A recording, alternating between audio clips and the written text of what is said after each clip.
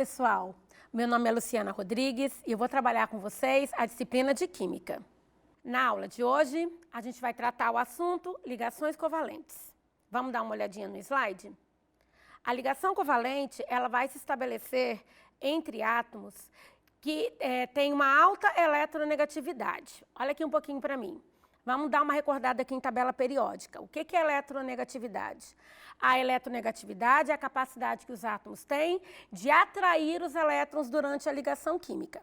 Então, esse tipo de ligação ele vai ocorrer entre dois átomos que têm essa capacidade, que é a capacidade de atrair os elétrons durante a ligação. Vamos voltar lá no slide. Quem é que são os elementos, né? Quais são os elementos que tendem a fazer esse tipo de ligação? Então, a gente vai ter ametais se ligando com ametais se ligando com hidrogênio e também quando o hidrogênio se liga com ele mesmo. Então, essa ligação ela vai ocorrer não mais como no caso da ligação iônica e da ligação metálica. Essa ligação ela ocorre através de compartilhamento de elétrons. Olha aqui para mim um pouquinho.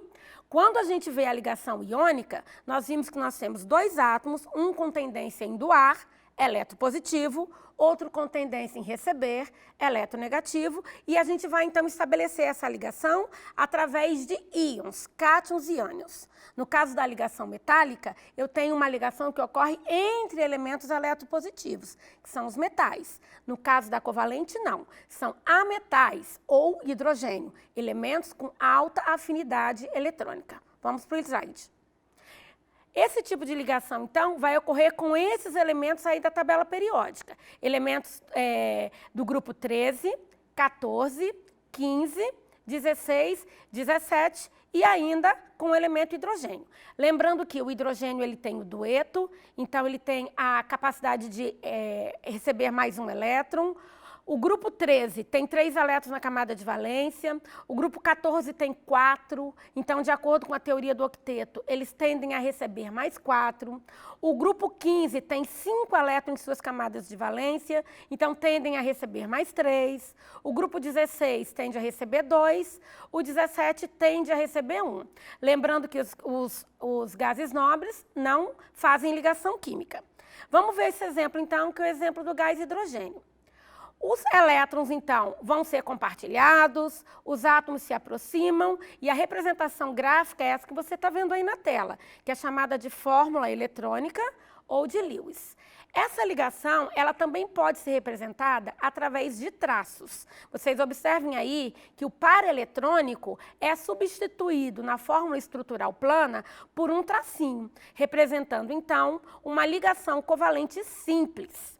Uma outra coisa que a gente tem que salientar é a geometria dessa molécula. A geometria da molécula, pessoal, é a maneira como essa molécula está disposta no espaço, como esses átomos se organizam de modo que os átomos da molécula têm o maior afastamento possível. Dá uma olhadinha aqui para mim. Por que o maior afastamento possível? Para evitar a repulsão entre os átomos ligados. Então, quando uma molécula se forma, os átomos eles tendem a se afastar para que um núcleo e uma eletrosfera de um átomo não cause repulsão no outro. Então, olha para o slide. Uma molécula formada por 2 átomos, o ângulo que a gente vai perceber aí é um ângulo de 180 graus, fazendo com que essa molécula seja linear. Temos também uma geometria que é muito recorrente nas moléculas, que é a geometria angular. Essa geometria, ela aparece também para moléculas com 2 átomos, mas que tem sobras de pares de elétrons em volta do elemento central. Com 3 átomos em volta do elemento central, nós temos a geometria trigonal e temos a geometria piramidal. Observe que há uma diferença entre elas. Essa diferença se dá pelo fato de que a trigonal não tem sobra de pares de elétrons em volta do elemento central. Já a piramidal tem. E, por último, a geometria tetraédrica, que é uma geometria que se estabelece quando você tem um elemento central e 4 átomos em volta desse elemento. Então, essas 6 geometrias que você está vendo aí, na forma de GIF, são as geometrias mais recorrentes quando a gente trata das moléculas mais comuns que fazem a ligação covalente. Então, nós temos a linear, a angular, a triangular, a piramidal e a tetraédrica. Vamos para um segundo exemplo. Molécula do gás cloro. O que vai acontecer aí, então? O átomo de cloro se aproxima, ele tem 7 elétrons em sua camada de valência, é estabelecida, então, a ligação.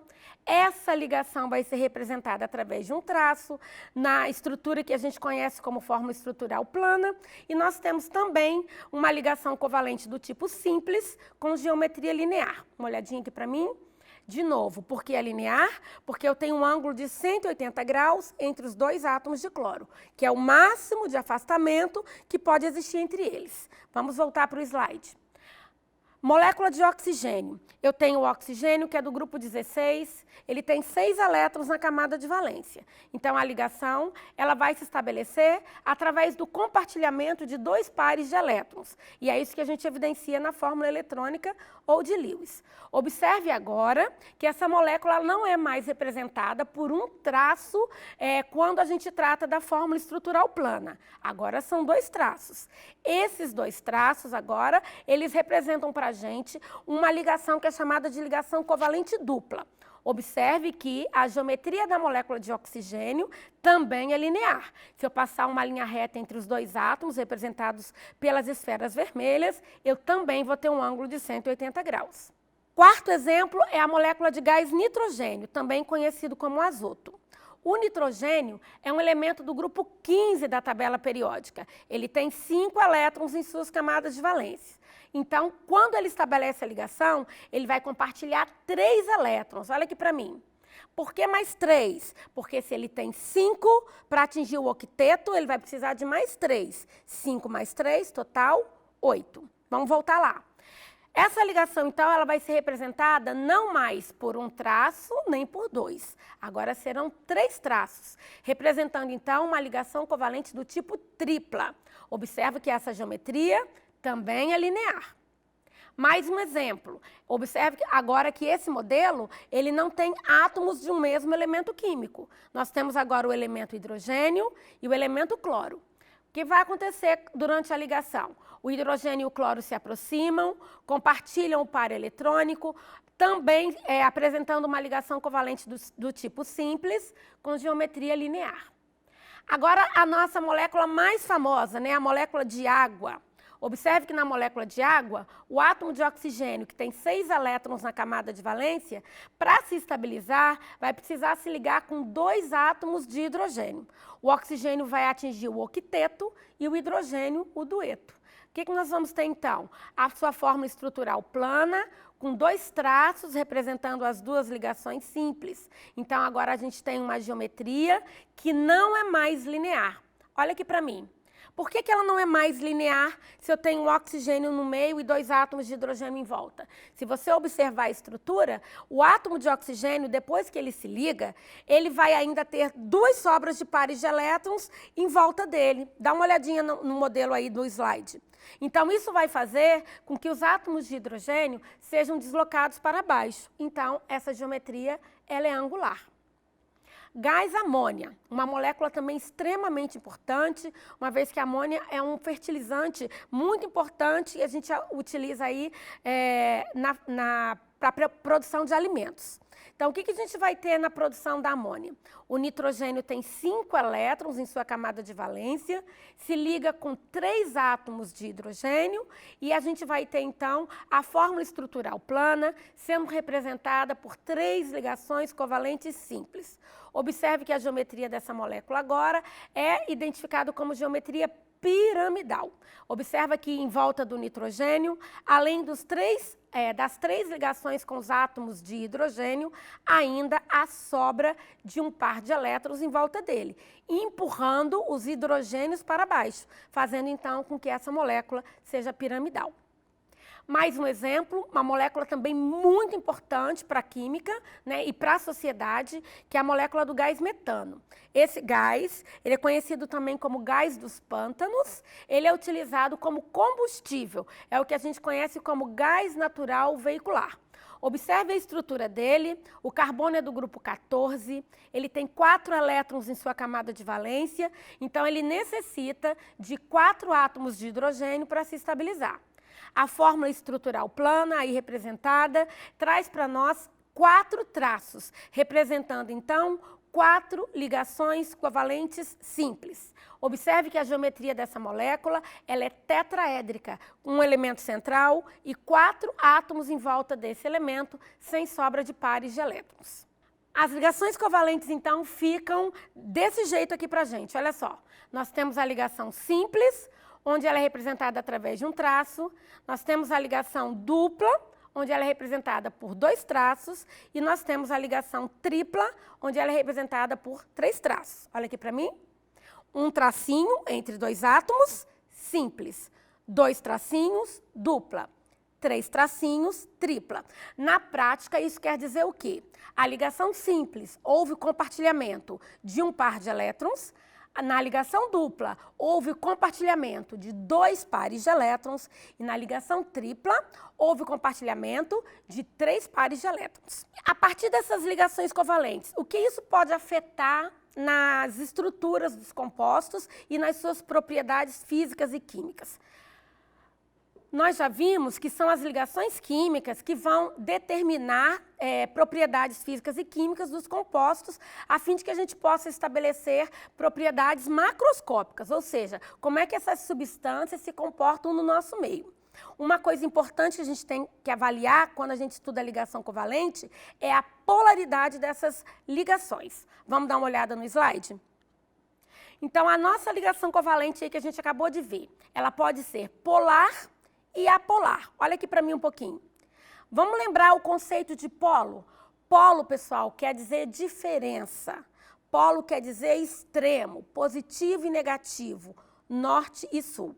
Quando a gente fala de polaridade de molécula, a gente fala de polos positivos e negativos. E por que isso acontece? Porque os átomos não têm a mesma eletronegatividade. Quando 2 átomos se ligam, nem sempre, ou na maioria das vezes, o compartilhamento de elétrons não ocorre de forma igual. Então, 2 átomos se ligando, o par eletrônico nem sempre vai ficar exatamente no meio dos 2. Sempre tem um elemento químico que tende a atrair mais o elétron do que o outro. Então, quando esse par eletrônico ele é atraído para mais próximo de um dos átomos, criam-se polos na ligação. Se isso não acontece, a ligação não tem polos. Se os 2 átomos compartilham o par eletrônico de forma igual, essa ligação agora ela não tem polos e ela então é chamada de apolar. Vamos dar uma olhada no slide? Então, o que nós temos aí? Ligação apolar vai ocorrer para átomos com a mesma eletronegatividade. Por exemplo, H2, que é o gás hidrogênio, Cl2, que é o gás cloro, gás oxigênio, gás nitrogênio. Então, o que nós vamos ter? Os elétrons são distribuídos de forma uniforme na molécula. Então, a gente não vai ter polos, não vai ter extremos.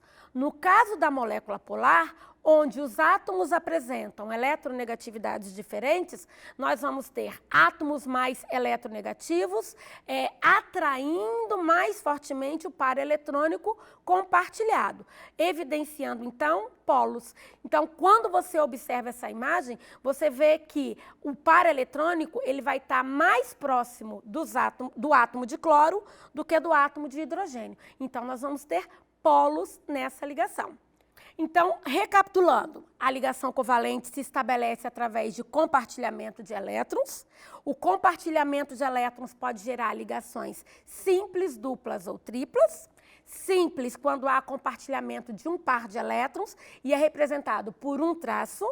Dupla, 2 pares de elétrons, 2 traços. Tripla, 3 pares de elétrons, 3 traços. E ainda há uma outra observação a ser feita. Essas ligações, onde há compartilhamento de elétrons, elas podem ser polares e apolares. Polares, quando há uma eletronegatividade diferente entre os átomos ligados, e apolares, quando não houver diferença de eletronegatividade. Agora vamos discutir um outro ponto.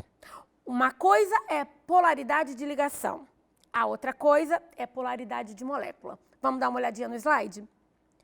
quando a gente discute polaridade de molécula, a gente não se preocupa apenas com as ligações que ocorrem entre os átomos. Quando eu pego essa estrutura aí, que é a do gás carbônico, né, um composto extremamente importante no nosso meio, né, é responsável aí pela temperatura da Terra, ele é utilizado pelas plantas para realizar a fotossíntese, é o gás que a gente elimina durante a respiração, então ele é um gás extremamente importante e nós devemos conhecê-lo. Quando eu observo a estrutura desse gás, o que eu vejo? Eu vejo o carbono fazendo duas ligações químicas com átomos de oxigênio. Então, quando eu analiso as ligações, o que eu vou observar então? Que essas duas ligações, elas são polares, uma vez que os átomos de oxigênio são mais eletronegativos que o átomo de carbono.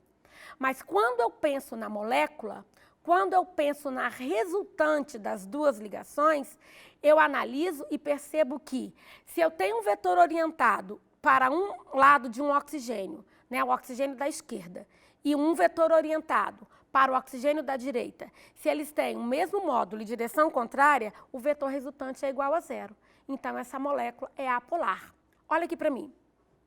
Não posso confundir polaridade de ligação com polaridade de molécula. Polaridade de ligação é avaliada a partir de cada ligação.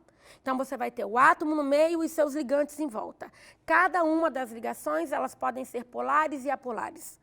Quando eu estudo a polaridade da molécula, eu tenho que trabalhar todas as ligações. Eu tenho que olhar a resultante das ligações para determinar se aquele composto ele é polar ou apolar. Então, polaridade de molécula é uma coisa, polaridade de ligação é outra coisa. Polaridade de ligação é cada ligação e polaridade de molécula é a resultante das ligações. Vamos ver outro exemplo? Observe aí a molécula de água. Como nós já vimos, a molécula de água é formada através da ligação entre dois átomos de hidrogênio com um átomo de oxigênio. Observe o seguinte, em volta do átomo de oxigênio, como já dissemos anteriormente, há sobra de dois pares de elétrons, fazendo então com que essa molécula seja angular. Isso vai ocasionar na molécula uma ligação polar, porém, a resultante dessas moléculas, o vetor orientado para o oxigênio, não vai ter uma resultante igual a zero. Ela vai ser diferente de zero. Por quê? Porque os pares de elétrons que sobram em volta do oxigênio fazem com que esse resultante seja diferente de zero e essa molécula, então, deixe de ser apolar e passe a ser polar. Olha aqui para mim. Molécula de água, apesar de ser oxigênio no meio e hidrogênios em volta, com a sobra dos dois pares de elétrons, gerando então uma repulsão dos átomos de hidrogênio para baixo, eles serão empurrados para baixo. A geometria da molécula é angular e a água não é uma molécula apolar. A água é uma molécula polar. E isso é muito importante, porque isso é muito trabalhado quando a gente trabalha com solventes. Então, pessoal, vamos fazer um resumo aí sobre polaridade? Vamos dar uma olhadinha no slide. Moléculas apolares são moléculas que têm ligantes iguais, sem sobra de pares de elétrons em volta do elemento central e que têm vetor resultante igual a zero. Como exemplo, gás carbônico. Moléculas polares têm ligantes diferentes, têm sobra de pares de elétrons em volta do elemento central e têm vetor resultante diferente de zero. Como exemplo, temos aí o HCN, onde eu tenho carbono de um lado, carbono no meio, perdão, hidrogênio de um lado e nitrogênio do outro, então eu tenho ligantes diferentes, e a molécula de água que a gente viu, que tem o oxigênio ligado a dois átomos de hidrogênio que são iguais, porém com sobra de par de elétrons em volta desse átomo de oxigênio. O que essa polaridade de moléculas vai influir, então, no meio? O que essa polaridade de moléculas pode me ajudar para tentar determinar as propriedades físicas e químicas dos compostos? Vamos dar uma olhadinha. A influência da polaridade das moléculas, ela é muito evidente na solubilidade dos compostos. Então, existe uma regrinha máxima na química que vai dizer que semelhante dissolve semelhante. Dá uma olhadinha para mim. O que isso quer dizer? Quer dizer que solventes polares tendem a dissolver compostos também polares. Porém, se o solvente é apolar, ele tende a dissolver compostos apolares. Vamos dar uma olhada no slide? Nós acabamos de ver que a água, conhecido como solvente universal, é uma molécula polar. Ele é um composto polar. Então, se eu adicionar um soluto polar na água, vai haver dissolução. E eu vou ter, então, uma mistura homogênea. Porém, se eu adicionar um soluto apolar na água, essa substância ela não vai se dissolver na água. É o que está representando aí o nosso esquema. E eu vou ter, então, uma mistura heterogênea. Isso é extremamente importante e vai ocorrer da seguinte maneira. A água ela vai solvatar a substância, né? Ela vai dissolver a substância e a gente vai ter, então, uma grande interação entre a molécula de água e a substância que também é polar. Mas observe, essa dissolução só ocorre para substâncias polares, porque se a gente estiver trabalhando com substâncias apolares, o que vai acontecer? Você adiciona essa substância na água, a água ela vai tentar dissolver, mas ela não vai conseguir. E a gente vai ter, então, duas fases, a fase aquosa e a fase da substância apolar, que é insolúvel em água.